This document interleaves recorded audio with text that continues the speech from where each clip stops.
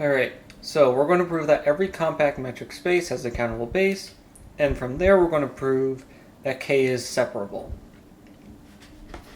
Okay, so now looking back at our exercises, we proved that a separable metric space has a countable base, but we didn't do the other direction. So the fact that having a countable base implies being separable is not immediate, but it won't be too difficult. So, anyways, we have let K be a compact metric space. We're going to let UN be the collection of, okay, so we're going to use a hint. For every n, there are finitely many neighborhoods of radius 1 over n whose union covers K. So let UN be the collection of all balls of radius 1 over n centered at x, where x is any element in K. Then UN, oh, so by the way, I guess I don't know how much this is covered in the textbook, but if you consider open subsets of a compact space, so if you, for example, consider the closed interval from 0 to 1 as a compact metric space, then a ball of radius r centered at the point 0 will end up being the half, what's typically seen as a half open interval from 0 to r, with a closed boundary at 0 and an open boundary at r, or closed parentheses at 0 and open parentheses at r. However, in the compact space 0 to 1, this is actually an open set, even though it's it's a half open interval in all of R, but because the space itself is 0 to 1, it's an open set. So for these balls, what we're really saying is we're taking balls of radius 1 over n centered at x. It's possible that these balls sort of like go outside of K and certain points go into an outside set, but what we're really considering is when I write the ball of radius 1 over n centered at x, I really mean the ball of radius 1 over n centered at x intersected with K. Because there could be points which are not in K, but which have radius less than 1 over n from x. But particularly if the center of the ball is on the boundary of this compact space, it's worth keeping in mind. So basically, I don't know, the point there is just that don't worry about the details of that. So then UN is an open cover of K, so by compactness, it has a finite subcover, and we'll call this Bn. Let B be the union of all the Bn's. B is a countable union of finite sets, and thus B itself is countable.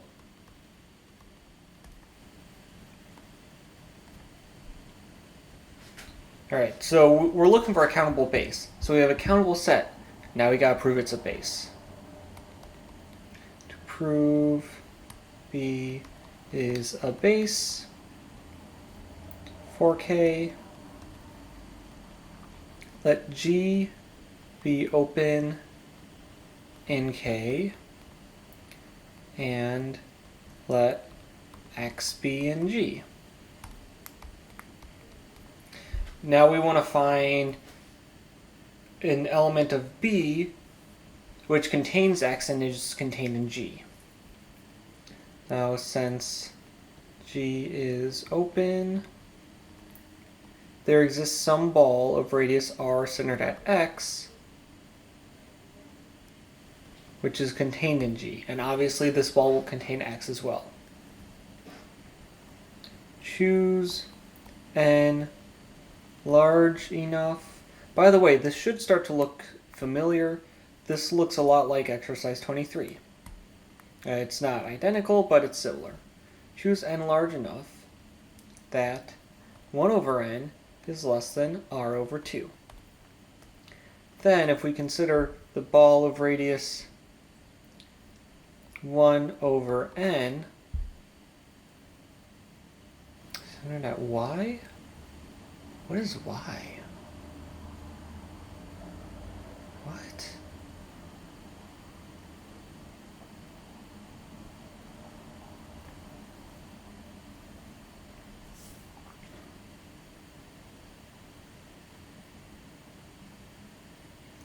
Oh. Okay.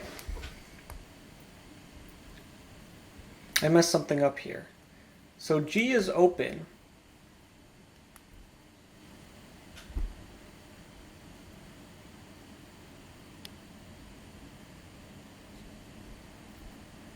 So there is a ball of radius R centered at X, which is contained in G.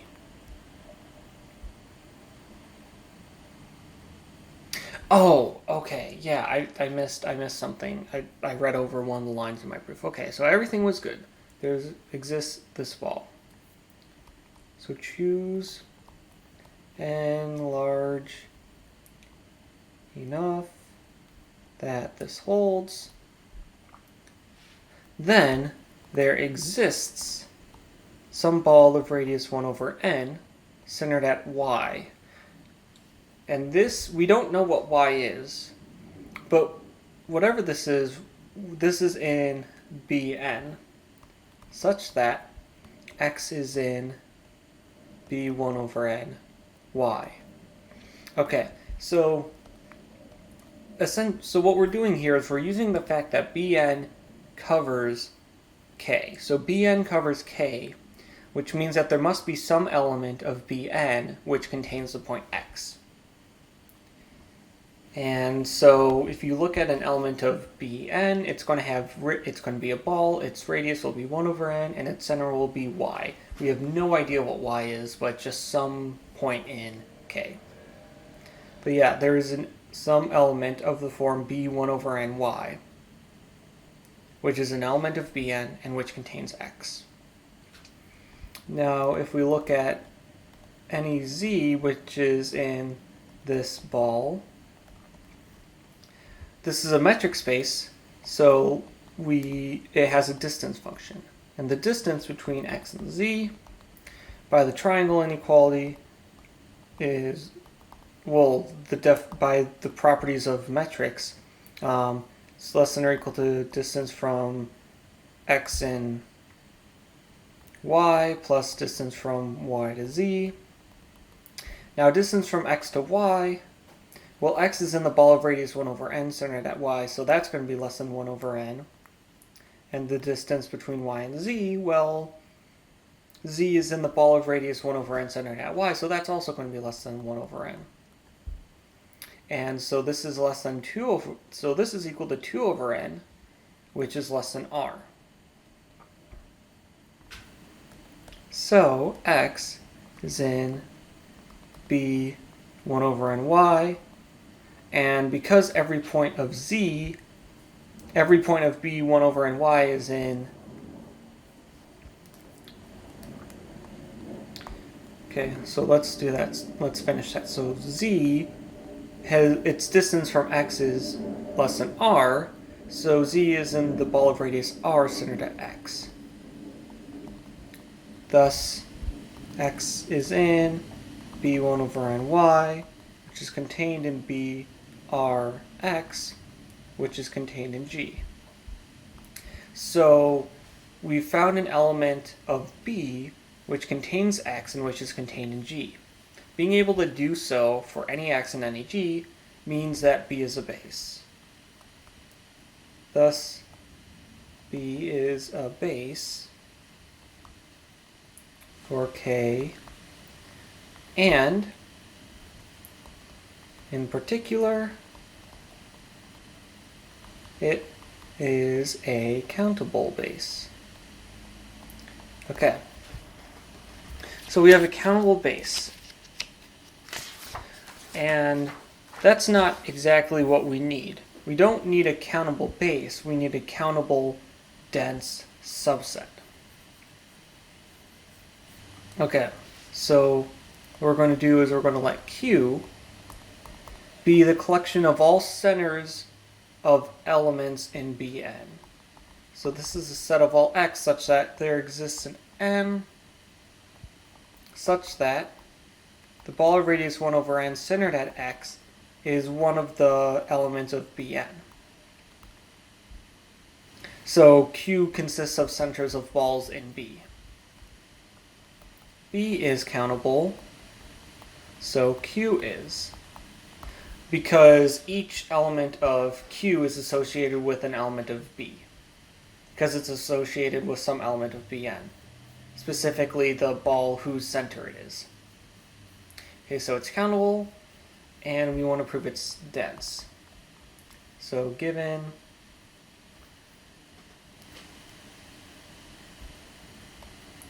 any open G contained in K, choose X and G arbitrarily, and choose ball of radius 1 over n centered at Y in Bn, as we did before, so that X is in B1 over n Y contained in G.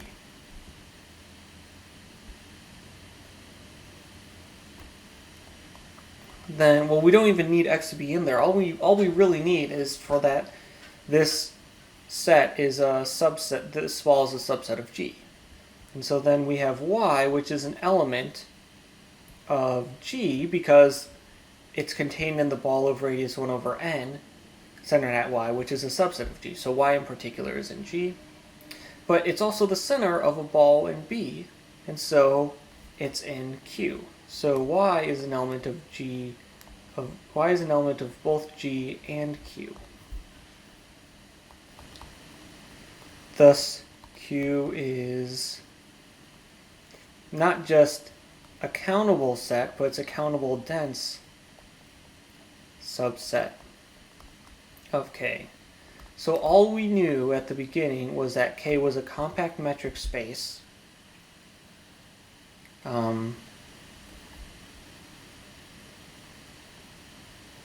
with a countable base. Thus Q is a countable dense subset of K. But okay, so we found a countable dense subset, and so hence K is separable. So we've proven that any compact metric space with a countable base is separable. And that's the end of the proof. There is actually another way that we could have done this exercise, but it uses facts that we don't really have at the moment. Now, there was something that was mentioned in the previous exercise, 2.24, the fact that the idea of a certain set being such that every infinite subset has a limit point. So there is a definition that goes with that. We say that a set is limit point compact if every infinite subset of the set has a limit point. And it's called limit point compact, and so you might think, okay, well, maybe it's related to compactness. The answer to that is sometimes. In nicer spaces, or in less nice spaces or in weirder spaces, limit point compactness and compactness are actually different things. However, you can prove that in a metric space, a set is compact if and only if it is limit point compact. Okay, so what we can do is we can use exercise 2.24 to say that if K is a compact metric space, then K is separable. I don't exactly remember how this goes. Let me actually pull this up because I am curious.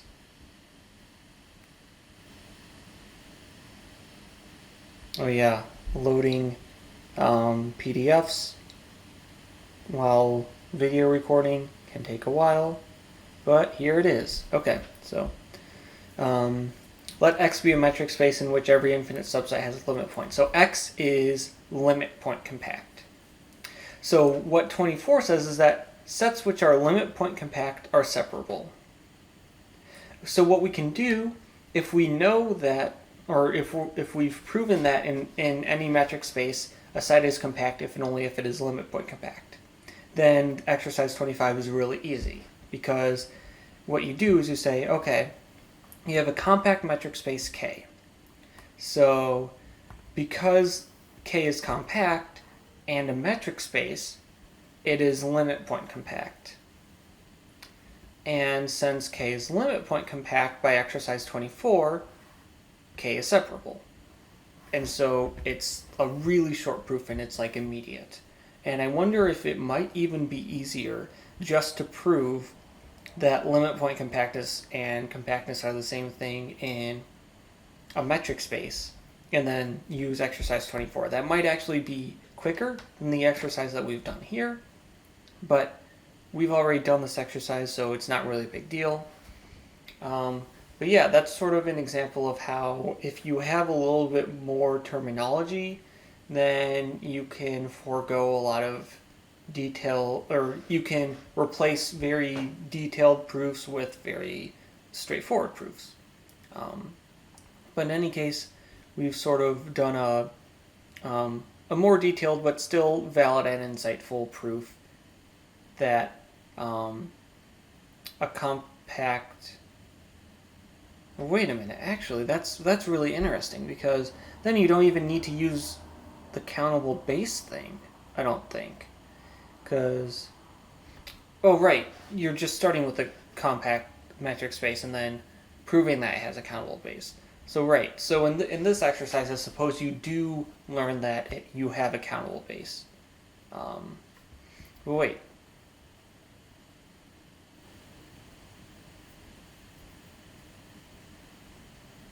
We already know that every separable metric space has a countable base, so that would be sort of like a weird way to do this argument.